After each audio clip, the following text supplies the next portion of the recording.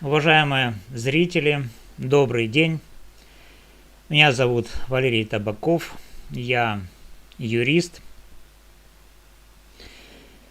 И сегодня я с этим видео обращаюсь к вам с экрана своего YouTube-канала для того, чтобы поговорить о проблеме, которая, к сожалению, стала одной из самых болезненных и разрушительных для украинского общества. Это языковая проблема. Она не нова, однако в последние годы она приобрела особенно острые и даже трагические формы. Я буду говорить прямо, без политических прикрас, опираясь исключительно на факты, на логику и на правовые нормы, потому что язык – это не оружие войны и не инструмент коррупции. Это средство общения, культура и право каждого гражданина. И поэтому давайте начнем. Начнем с того, как именно эта проблема выглядит сегодня. Часть граждан Украины, в основном те, кто пережил войну в самых тяжелых ее проявлениях, прочно ассоциирует русский язык с Путиным, с Россией-агрессором. Для них русский – это уже не просто язык, это язык агрессора. Словосочетание, которое звучит как клеймо, оно используется в СМИ, в публичных выступлениях политиков, в соцсетях. Человек, который говорит по-русски на улице, в магазине и даже в госучреждении, рискует получить обвинение в непатриотичности. Его могут назвать ватником, колорадом или просто врагом. Это не преувеличение. Я сам слышал и знаю такие истории. Слышал их от клиентов из разных регионов, от Харькова до Одессы. С другой стороны, среди миллионов русскоязычных граждан Украины, а их по разным оценкам от 30 до 40% населения Украины, украинский язык все чаще ассоциируется не с культурой, не с Шевченко или Франко, а с действующей властью, с президентом Зеленским, с Верховной Радой и ее депутатами, с чиновниками всех уровней. Почему?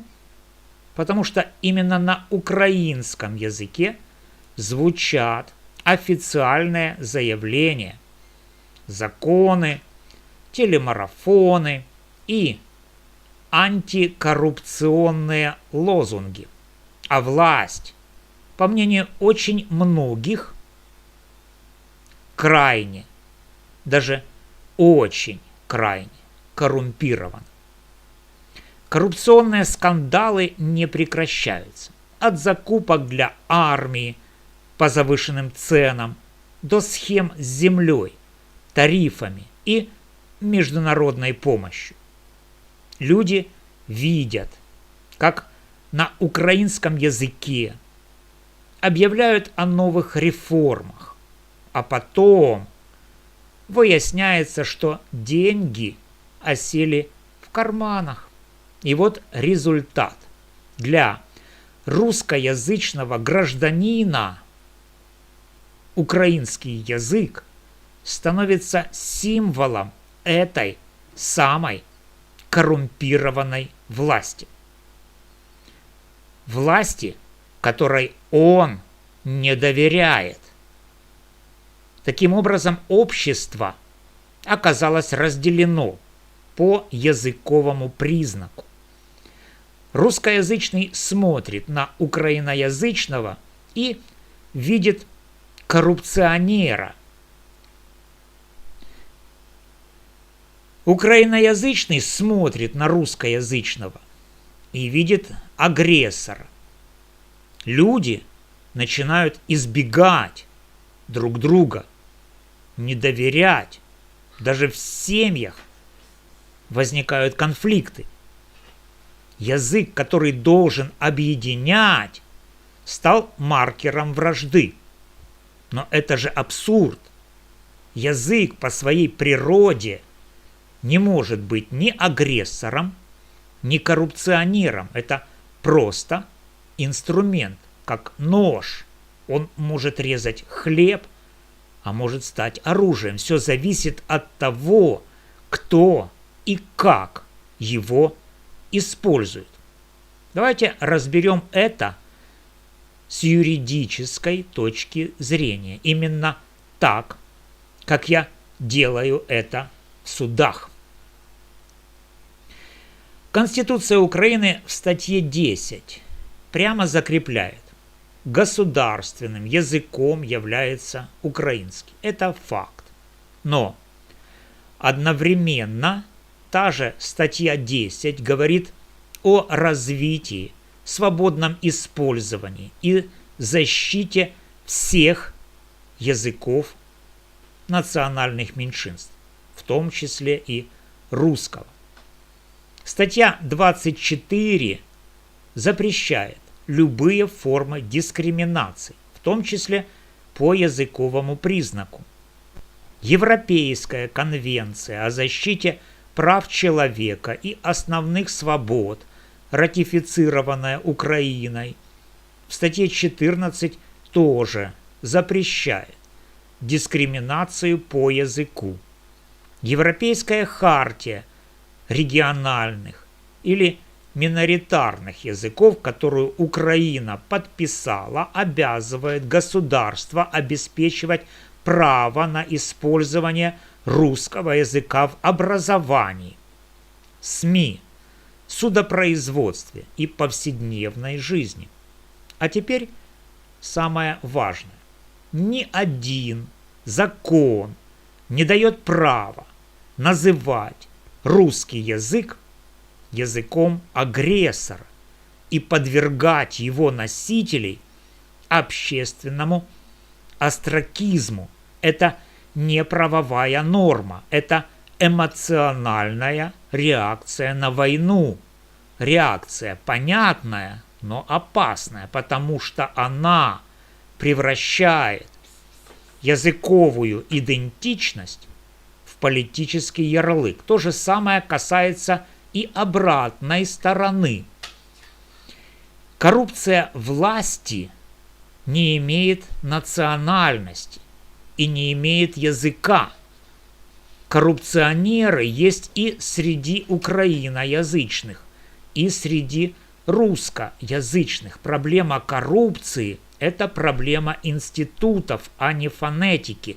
Когда русскоязычный гражданин слышит, что на украинском объявляют о новом антикоррупционном законе, а потом читает в СМИ о новых миллиардах, которые распилили, он не ненавидит украинский язык как таковой. Он ненавидит безнаказанность и ложь. Но в результате его ненависть переносится на язык. Я часто слышу аргумент: война, значит русский язык под запретом. Давайте посмотрим правде в глаза. Война началась не из-за языка. Она началась из-за геополитики, территориальных претензий и имперских амбиций. Язык стал удобным инструментом пропаганды с обеих сторон. Российская пропаганда кричит: в Украине запрещают русский. Спасайте. Украинская твердит: Русский равно Путин. И оба нарратива работают, но как юрист я обязан сказать, это нарушение фундаментального принципа права, принципа индивидуальной ответственности. Каждый человек отвечает за свои действия, а не за язык, на котором он думает или говорит. Представьте ситуацию. Человек родился в Харькове, всю жизнь говорил по-русски. Его родители говорили по-русски. Его дети говорят по-русски. Он не голосовал за Путина, не поддерживал русский мир, исправно платит налоги и даже отправляет сына в ВСУ, но в поликлинике на него шикают: говорите на государственном. А в ответ на его просьбу «я плохо понимаю украинский» слышит: значит, язык агрессора. Это не защита государства. Это нарушение его конституционных прав. И наоборот. Украиноязычный учитель в русскоязычном регионе, который боится говорить на родном языке, потому что его обвинят в национализме, тоже жертва этой разделенности. Что происходит дальше? Люди перестают доверять друг другу. Русскоязычные закрываются в своих кругах, смотрят российские каналы или, наоборот, молчат. Украиноязычные обвиняют всех русскоязычных в коллаборационизме. Общество поляризуется, а поляризация – это именно то, что нужно внешнему агрессору. Разделяй и властвуй. Только теперь разделяют не богатые и бедные, а русскоязычные и украиноязычные. И это разделение искусственно подогревается обеими сторонами политического спектра. Я не призываю отменять государственный статус украинского языка. Это было бы глупо и противозаконно. Украинский язык нуждается в развитии, в поддержке, в том, чтобы его учили и даже любили. Но развитие одного языка не должно происходить за счет запрета или дискриминации другого.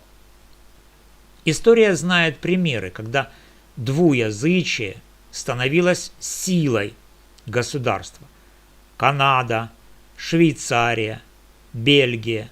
Там несколько официальных языков, и никто не считает это угрозой единству. Почему Украина не может стать примером толерантности?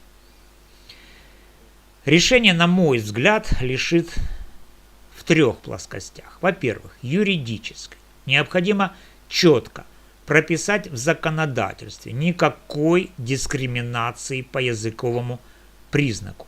Ни в одной сфере. Суды должны рассматривать жалобы на языковое давление как нарушение прав человека. Парламент мог бы принять отдельный закон о языковых правах граждан в условиях военного положения с гарантиями, что русский язык остается языком межнационального общения там, где это необходимо. Во-вторых, образовательный. Школьные программы должны включать обязательное изучение обоих языков на равных условиях. Русскоязычные дети должны свободно владеть украинским. Это их право. Украиноязычные понимать русский без принуждения, без травли. Только тогда русский и украинский язык будут не разделены барьером, а совместно использоваться. В-третьих, общественно и информационно нужно прекратить использовать язык как оружие пропаганды. СМИ, политики, блогеры – все должны перестать называть русский языком агрессора, а украинский – языком коррупционеров. Это дешевый популизм, который разрушает страну изнутри. Вместо этого кампании по примирению, совместные культурные проекты, где звучат оба языка, фестивали, книги, фильмы на 2 языках. Мы же одна страна, уважаемые друзья. Я понимаю, что многие из вас сейчас злятся. Кто-то скажет, как можно говорить о русском языке, когда идет война? Другие. А как можно терпеть коррупцию под украинским флагом? Я отвечаю, именно потому, что идет война, мы не имеем права позволить себе внутренний раскол. Враг хочет, чтобы мы дрались друг с другом по любому поводу, по языку, по вере, по региону. Не дадим ему этого. Я юрист. Валерий Табаков, призываю всех, перестаньте видеть в языке врага. Язык – это не Путин и не Зеленский. Язык – это вы сами, русский или украинский, каждый имеет право звучать свободно. Коррупцию нужно судить по делам, а не по акценту. Агрессию по действиям, а не по словарному запасу. Если вы, друзья, с этим согласны, поставьте лайк, поделитесь этим видео. Если не согласны, пишите в комментариях. Я готов к честному диалогу. Подписывайтесь на канал, чтобы не пропустить следующие выпуски. Мы будем говорить о правах человека, о законе и о том, как сделать Украину единой, несмотря на языки, а благодаря им. Спасибо, что дослушали до конца. С вами был юрист Валерий Табаков. Мир вам и взаимопонимания. До новых встреч.